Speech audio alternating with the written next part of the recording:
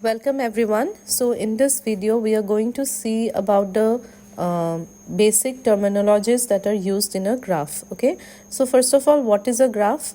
It is an ordered pair. Okay, so here we will see the V is the set of vertices or nodes and E is the number of set of edges. So if we consider this as the graph, so A, B, C, D are the vertices and these lines are the edges or links. Okay, so what is a single vertex? Single vertex or node? A is a vertex, B is a vertex. So it is a fundamental unit of a graph. It is represented by points or circles. So these are the nodes.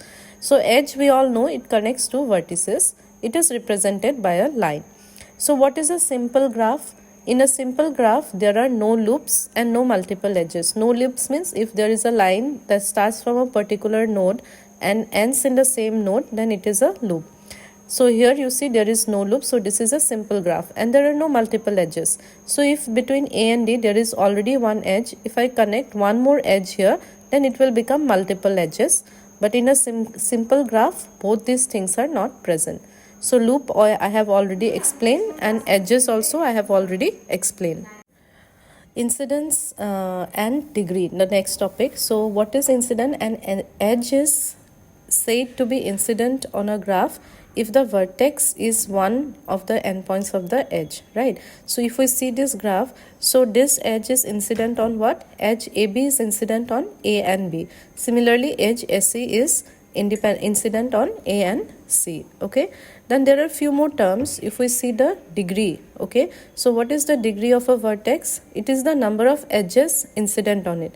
So if we see the degree of A, how many edges are incident? This, this and this. So the degree of A, here it is written as 3, but it is by mistake I have written 1. So it is 3. Okay. Similarly, the degree of B, what will be the degree of B? Only one edge, so 1. What will be the degree of C? Degree of C will be 1. Okay, it has been exchanged. And degree of D, it is 1. Okay, so these are the degrees of the vertices. Then degree in directed graph. So if we consider a directed graph, two more terms will come, in degree and out degree. So in degree is the number of incoming edges and out degree is the number of outgoing edges.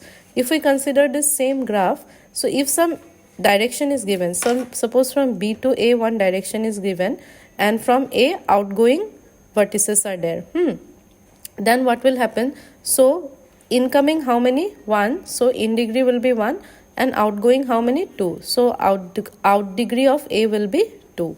Okay. So these are the types of vertices based on the degree. So we have like isolated vertex, obviously the degree will be 0. And for the pendant vertex, that is where you see the leaf vertex, no? Only one line. Suppose here the pendant vertices will be B, C and D. So for them the degree is always 1. Okay. Then for even degree vertex, even number, and even degree vertex, and this one is odd. Okay, odd degree vertex, odd number. Next one is handshaking lemma. So in any undirected graph, the sum of degrees of all the vertices is equal to twice the number of edges. The sum of degrees of all the vertices is equal to twice the number of edges. That is why this happens, because each degree, that is, this is, you see, the summation of the degree of the vertices is equal to 2 into the number of edges. Each edge contributes 1 degree to each of its 2 endpoints, right? So therefore every edge is counted twice. So if we want to prove this one, you see this is a particular graph.